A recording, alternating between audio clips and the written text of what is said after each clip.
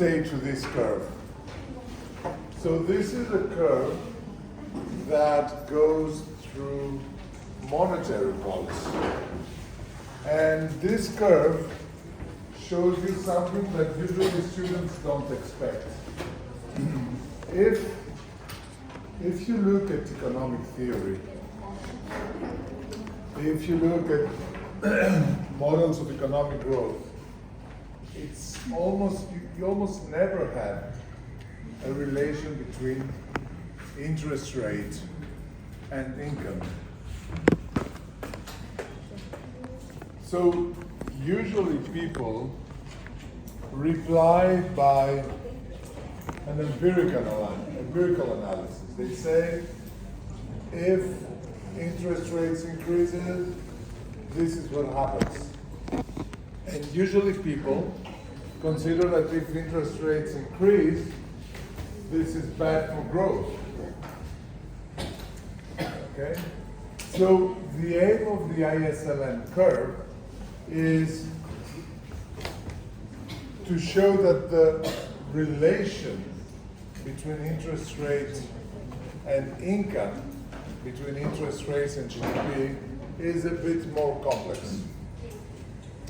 The ISLM curves also allows us to introduce economic policy. So let's take once again the LM curve. What you have here, M2, is the demand of money for speculation.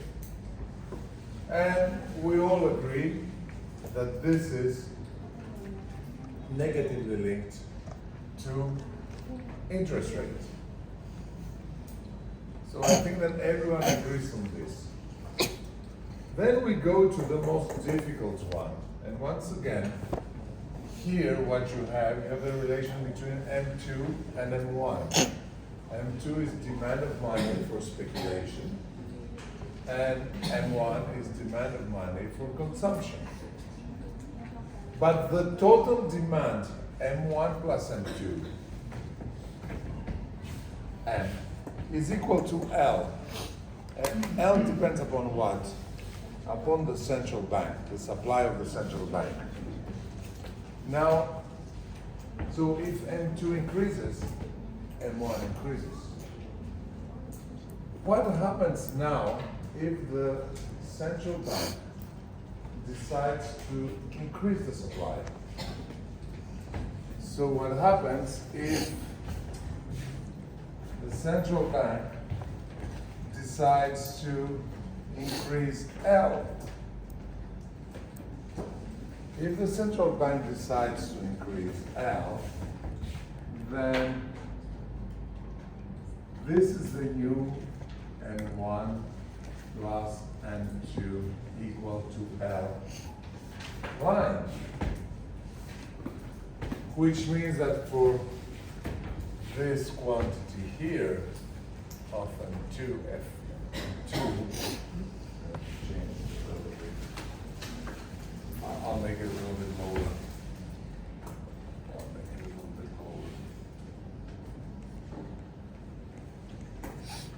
Okay.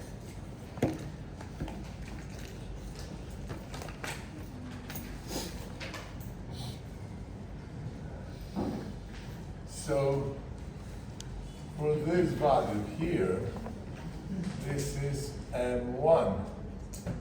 And for this value here, this is M12. If I go here,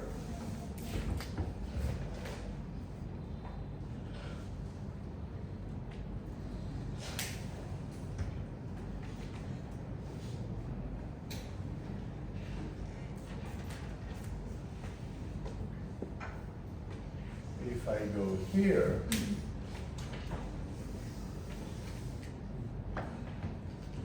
then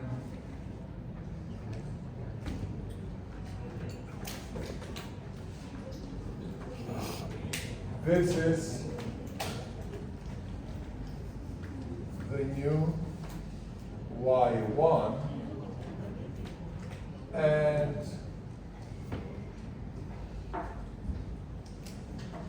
this is the new y2.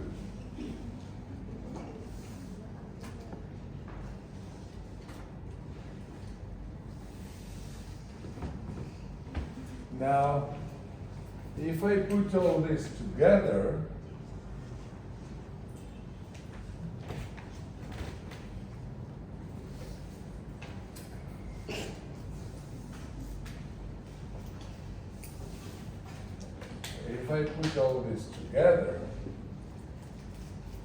W2, W1, the new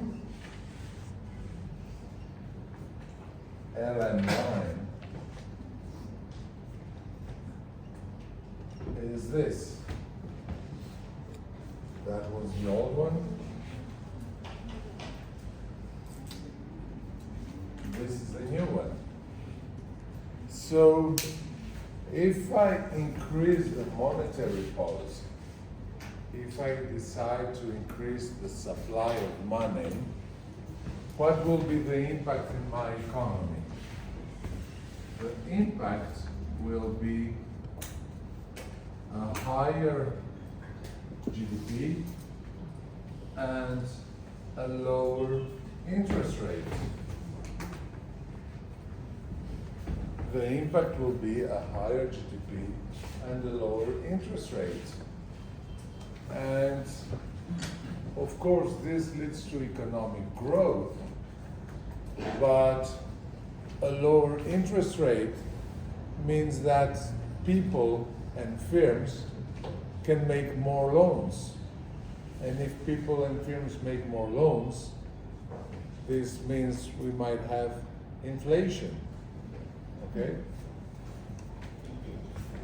I'll let you write down this, and then I'll go to the IES again.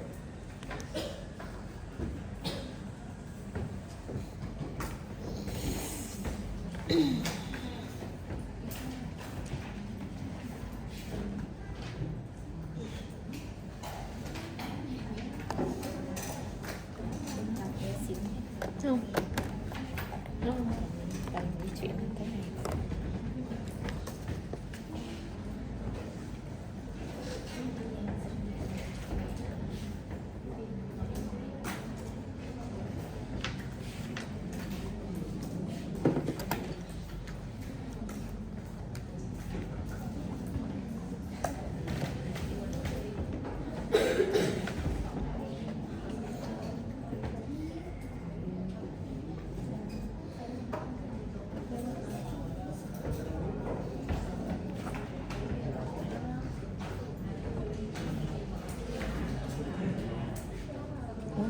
Nó nhầm.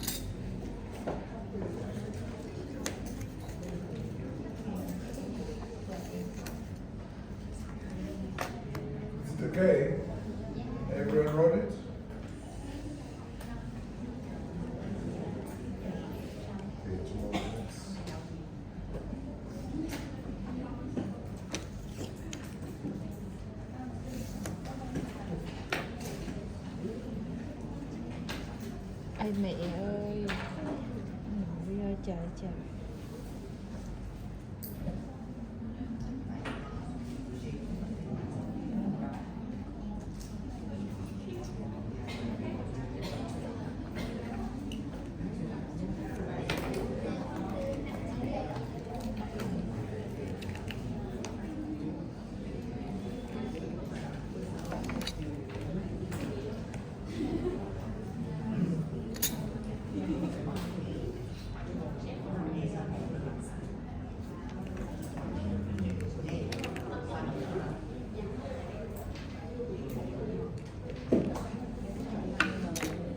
Okay.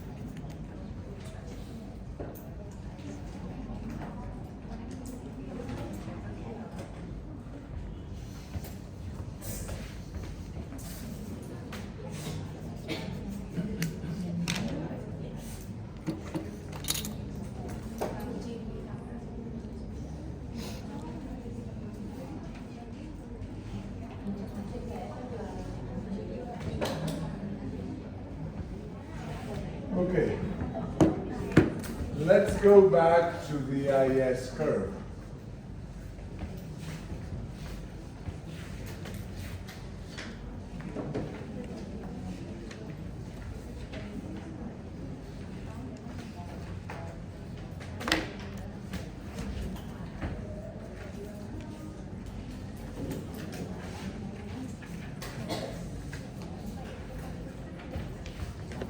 So let me remind you how the IS curve was.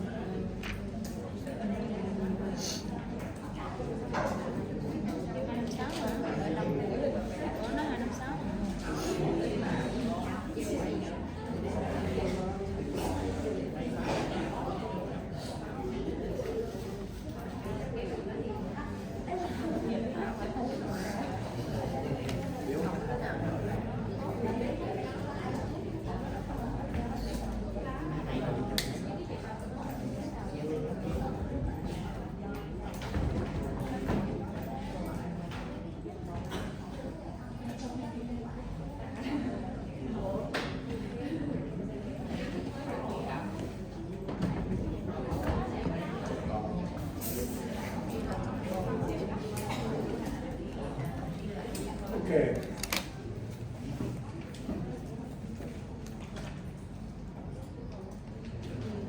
So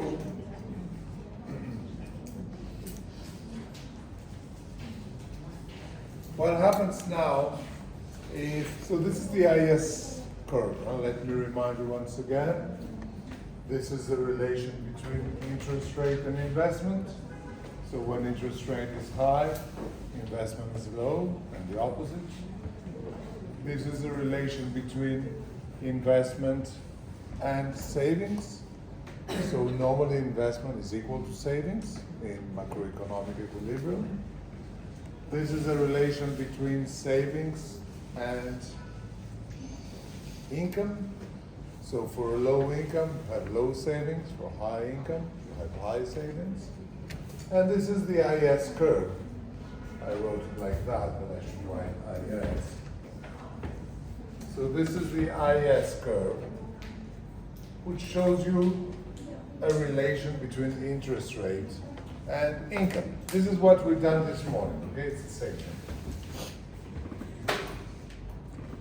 So the IS curve shows you a negative relation between interest and GDP, interest and income. Most students understand easier this than the 11. If when I ask students what's the relation between interest rate and income, usually they say when interest rate is high, income is low, and the opposite. As you can see, it's a bit more complicated. Now, what happens if I add public expenses? So let me see what happens if I add public expenses. So public expenses is public investments or public consumption. It's the same thing, basically. Some of this may be public investment, some of it may be public consumption, but it leads to the same thing. So where should I put public investment? I will put it here. So this is I plus G. Public investment, that is public expenditure, are independent from interest rates. Who's deciding about the level of public expenses? The state. So the government decides what will be the level of public expenditure, which means that the new level of investment, I1, of course it's I1 plus G, and here, I2, is higher. If I take this information up here, I1,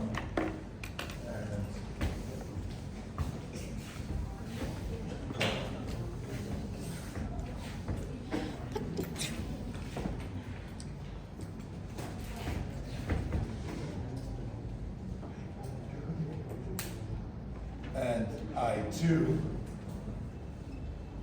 what do I get? I get this level of S1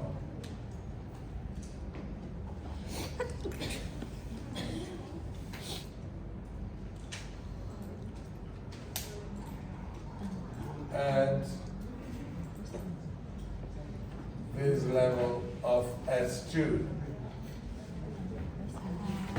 which would lead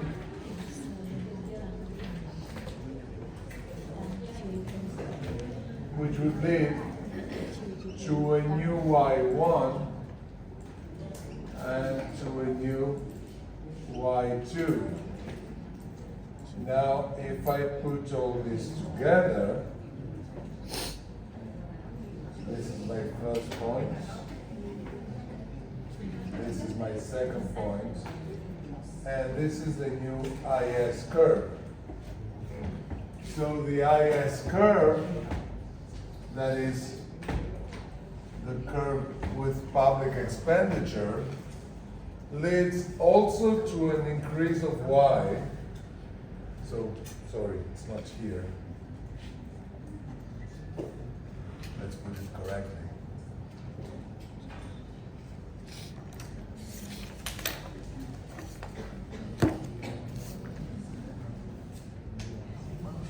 as you can see, it also leads to an increase of y, but this time it leads to an increase of interest rates. So public expenditure leads to economic growth, but leads to an increase of interest rates. Why? Why public expenditure leads to an increase of interest rates?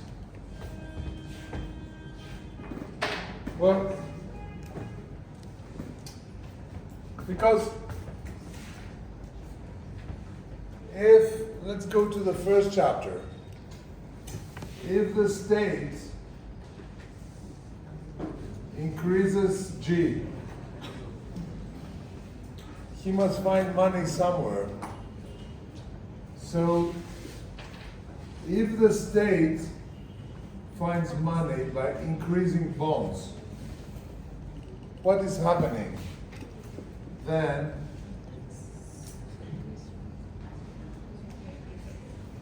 the savings of the households, instead of going to the firms, they go to the state.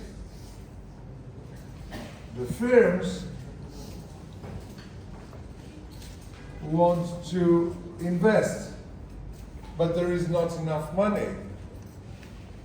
So investment then becomes higher than S. So in order to make I equal to S, what will happen? Interest rates will go up, and so investment will go down.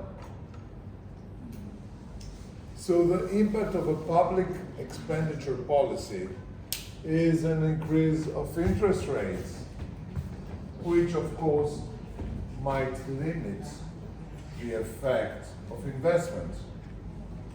So as you can see, now you can combine, of course, both policies. And if you combine both policies, you can have something like an increase of GDP, okay, but without changing interest rates. This would be the most interesting. But if you only apply one policy, then either you get inflation or you get higher interest rates and a decrease of investments.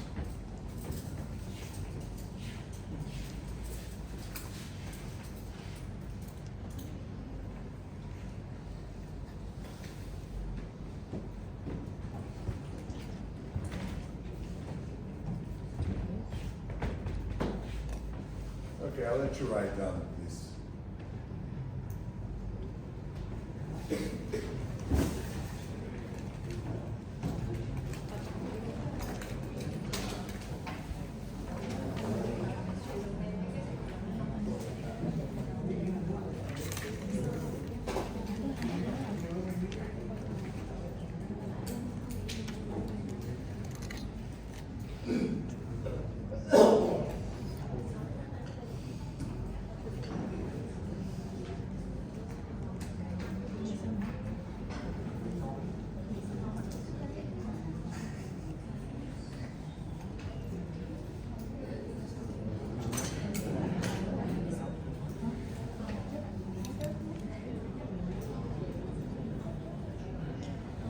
Vì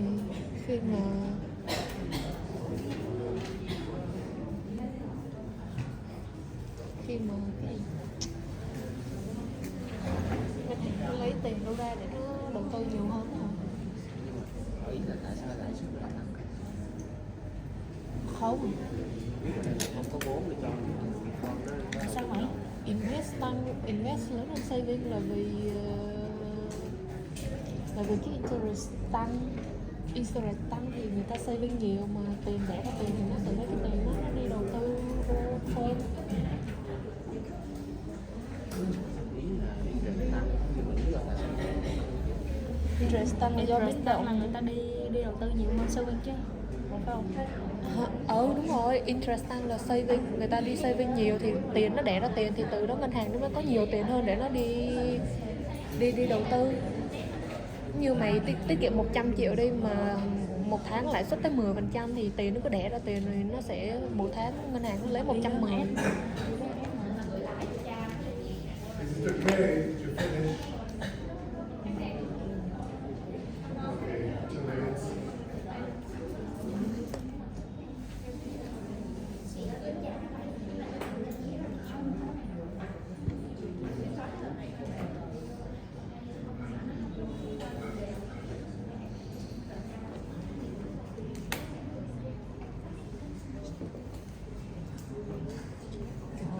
Cứ một biểu đồ thầy lại cho thêm một cái thầy lại cho thêm một cái ký hiệu mới, má học chắc là liền đó má.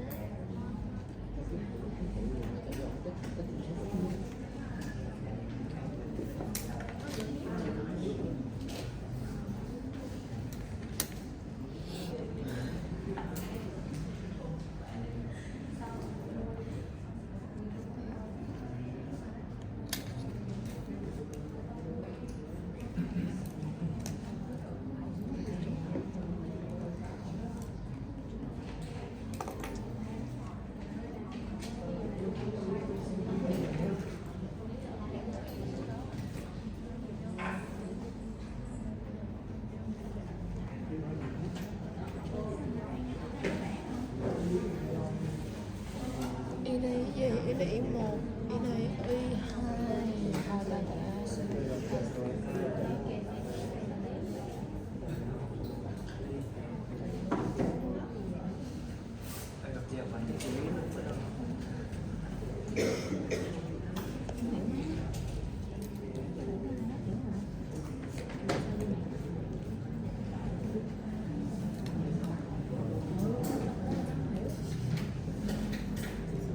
Okay? Good. Kìa thầy hỏi ok chứ kìa. May I rate?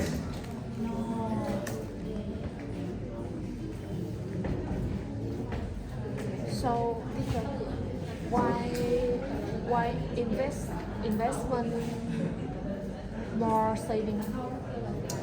Why investment decreases? Why goes down? Why investment? Why investment higher than saving?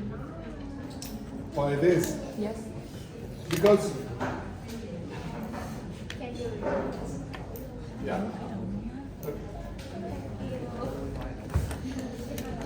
So guys, what happening is that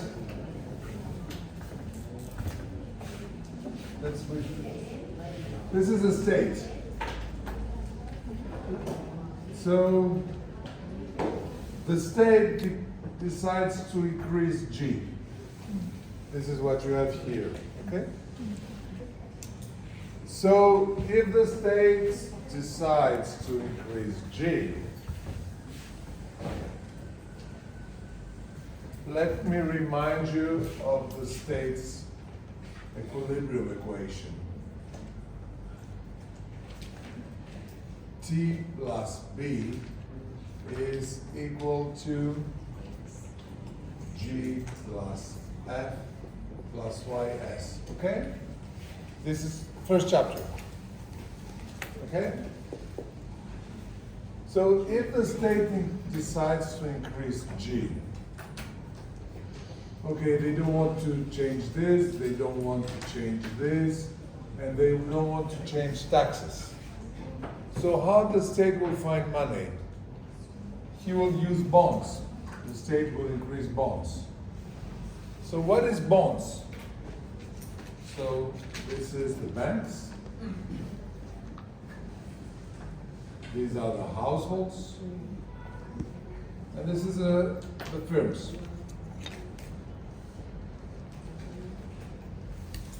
So since the state increases G, it's here, the state must find money. So what are they going to do? They will increase bonds.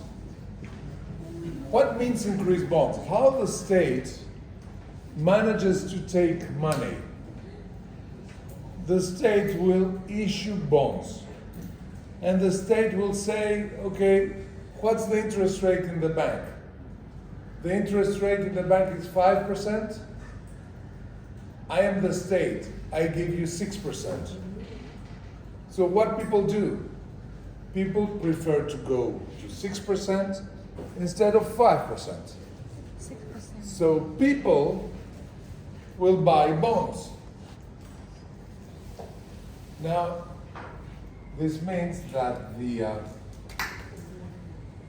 households make savings, and a lot of these savings goes to bonds. Okay, these savings go to bonds. So you have savings is equal to bonds plus investment initially. But if bonds go up, what is happening? Investment goes down. If bonds go up, necessarily investment goes down. If bonds go up, how bonds go up? Bonds go up by increasing the interest rate of bonds. So in this case, there is not enough money for investment. So if the firms want to find money, they must borrow more. The firms, there is not enough money, so the demand from money for investments from the firms, the demand of money for investment from the firms is higher than the supply of money from savings. The demand for investment from the firms is higher, that's enough, it's higher than the supply of money for savings. So when the demand is higher than the supply, what is happening? Price go up. What is the price of capital? Interest rate. So interest rates go up.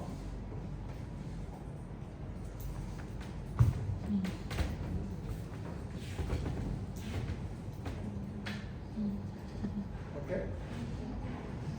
You're supposed to know all that. Normally you've done that last year.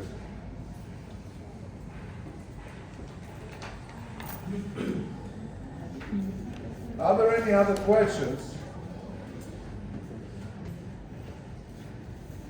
Are there any questions?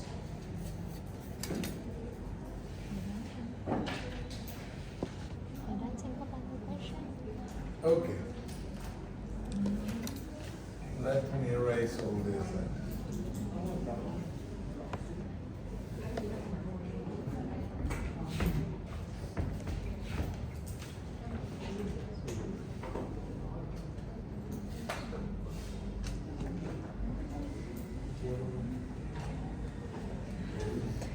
Ta biết rồi. Chữ của thầy á, cái số 2 là chữ R, mà chữ R là số 2. Thầy ơi, thầy sao đó?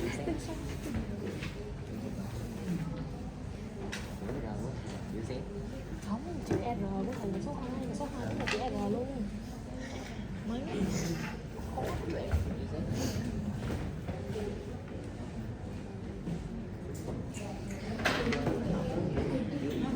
Okay.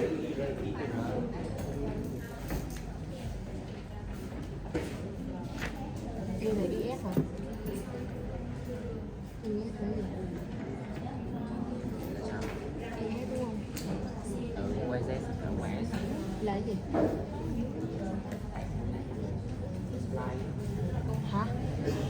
supply rồi, thu nhập và cung cấp á không? Là sao nữa?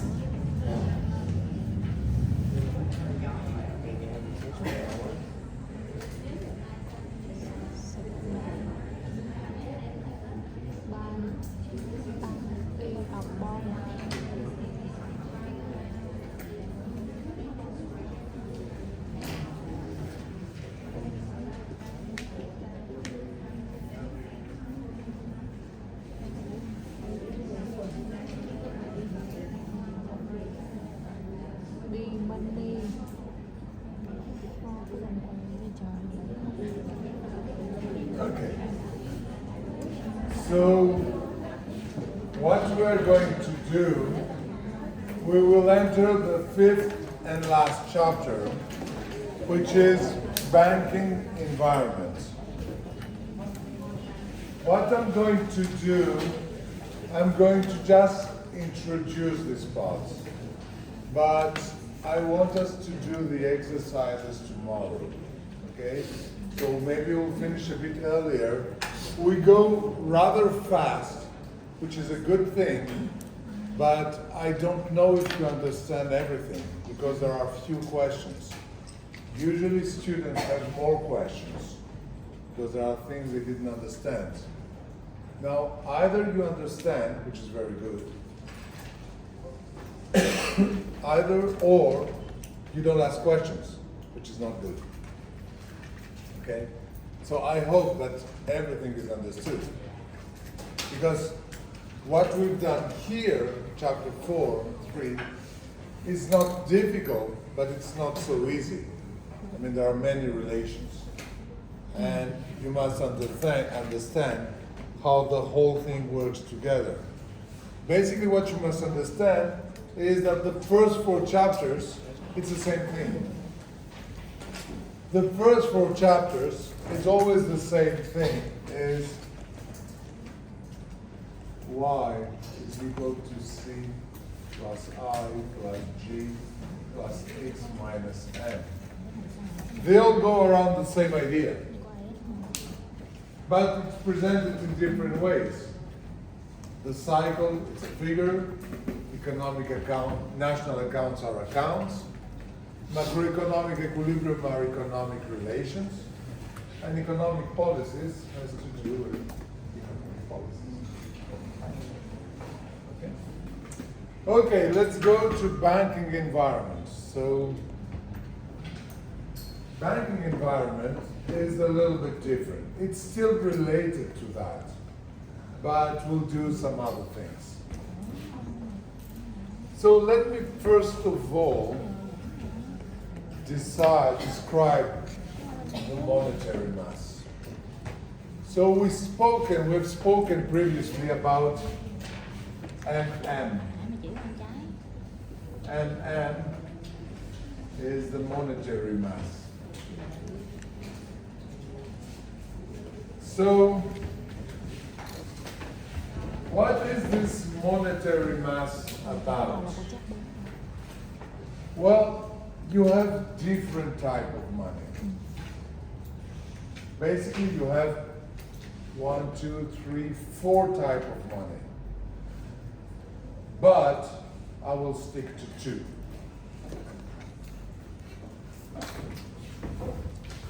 The first type of money is central bank money. And basically, this is bills. In some countries, you also have coins. You don't have coins in Vietnam. But in some countries, in France, we also have coins. So coins is a different category than bill, but it's almost the same. Okay. So when you have bills, you know the exact number of bills. Once again, I showed it last time. If you have a bill, you have a number. And if you have a number, this means that someone is counting. And who is counting? The central bank. So you know exactly the number of bills. Then you have a second type of money, which is bank accounts money, commercial bank account money, commercial bank accounts money. So imagine that you get your wage. You get paid for your wage. How will this, what will happen? You will look at your bank account and you will see that your bank account went up. You got your wage. It doesn't necessarily mean that bills arrive to your bank account. So your bank account is what we call scriptural money. Scriptural money. This means that it's just something that it's written. It's not bills. If you take all the amount of bills, you're not going to find the amount you have in your bank accounts. The bills represent only one part of your bank accounts. So usually there is a ratio. There is a ratio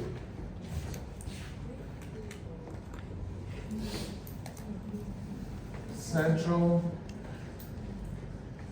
bank money to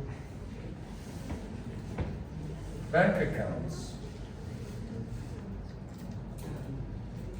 And this ratio is decided by the central bank. Okay? Now, the total monetary mass is equal to central bank money plus normal account money. How can I write that?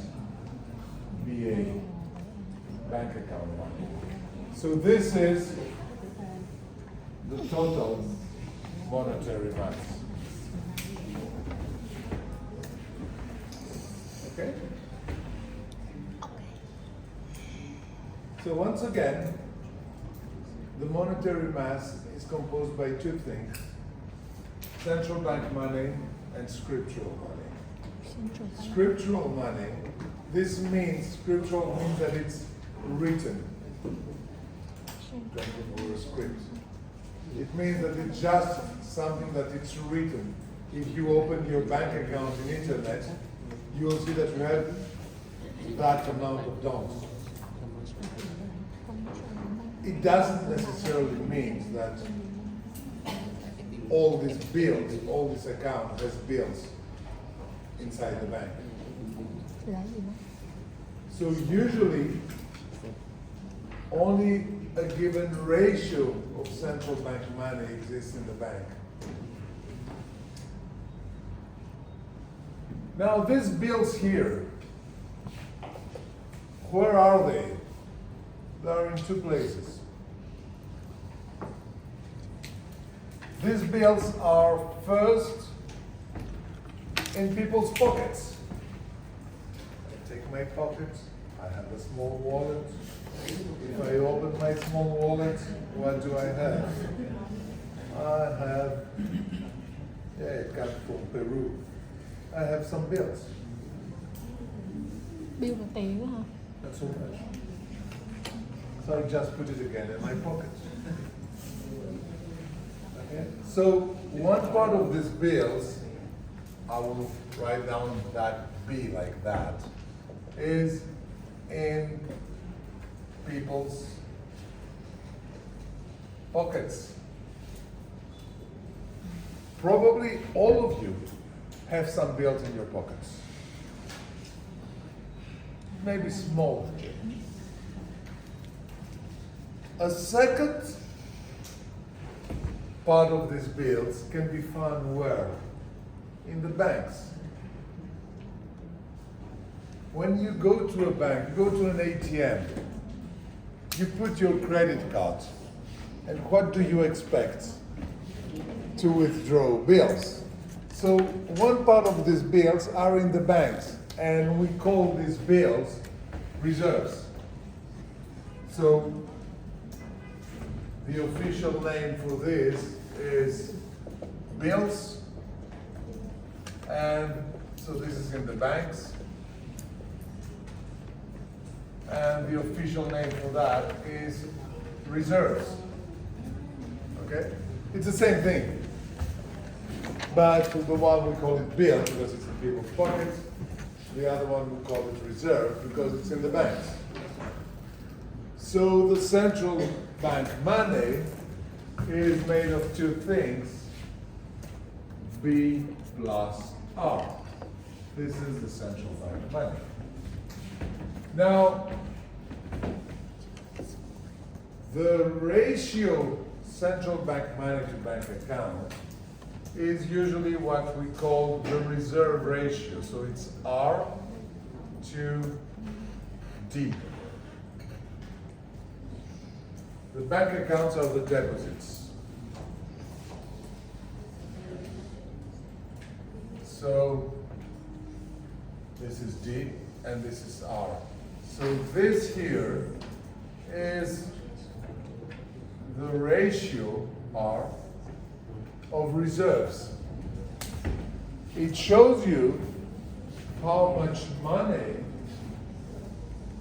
the central bank, how much central bank money the commercial banks must keep. Okay? So the central bank says to the commercial bank, you must have this ratio of central bank money. Why do they say that? Well, they say that because when you go to the ATM and you put your credit card, you want to be sure to have money. Imagine you go to an ATM and you want to withdraw $500,000.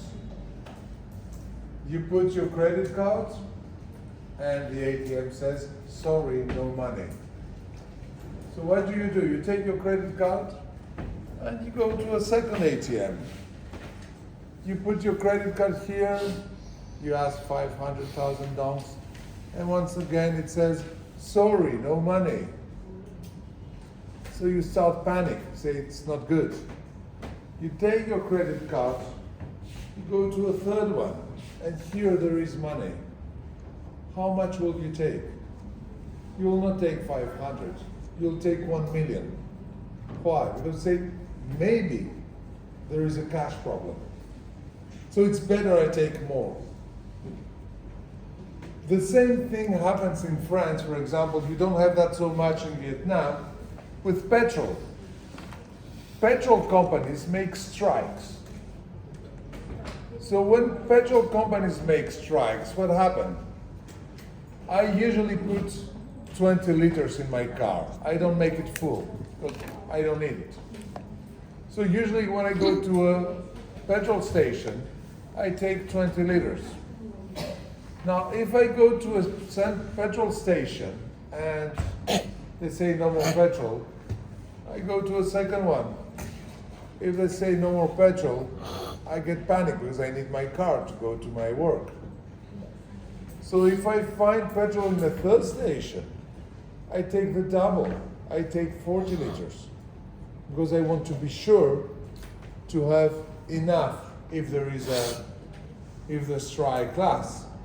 And this is what people do.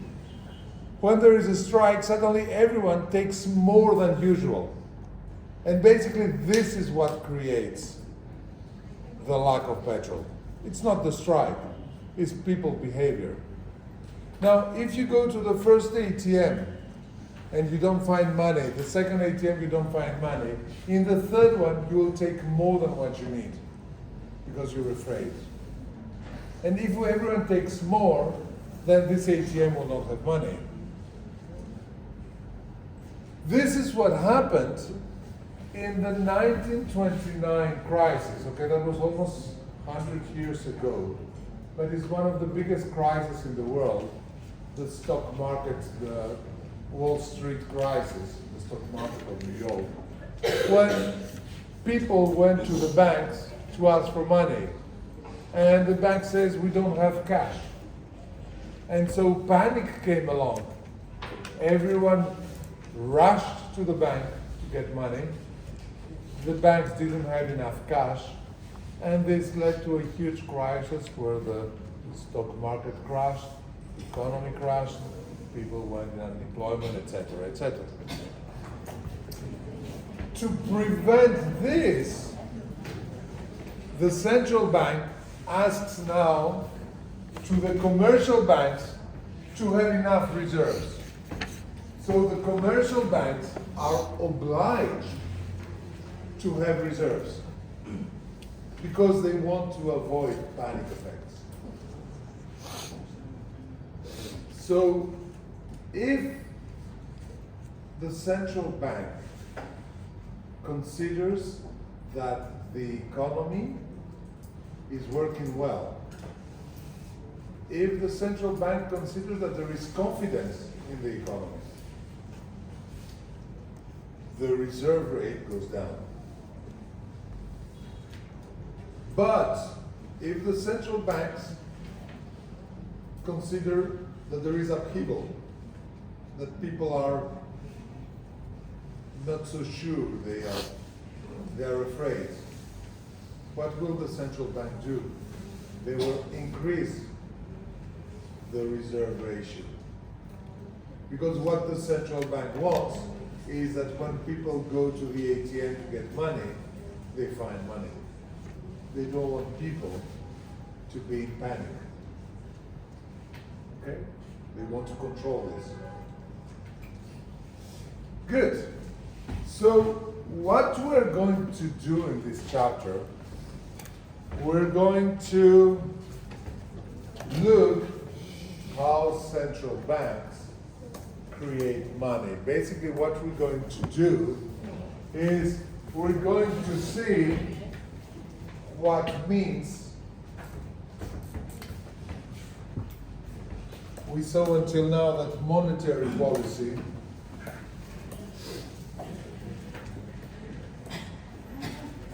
meant increase L, right? This is what we saw in previous chapter. Monetary policy was increase L. We will see now that increase L doesn't necessarily mean new bills. This is one option. New bills is one option. The other option is lower down R, lower down the reserve ratio. This is another way of creating L.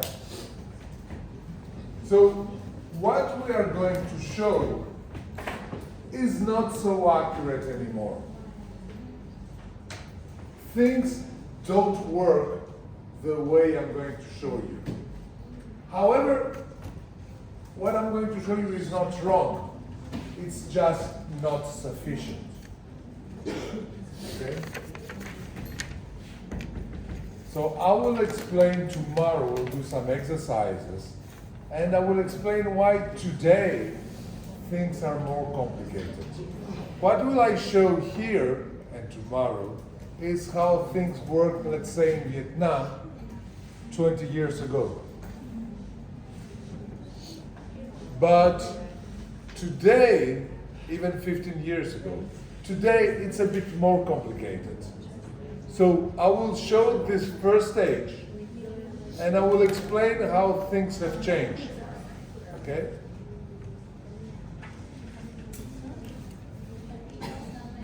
Good.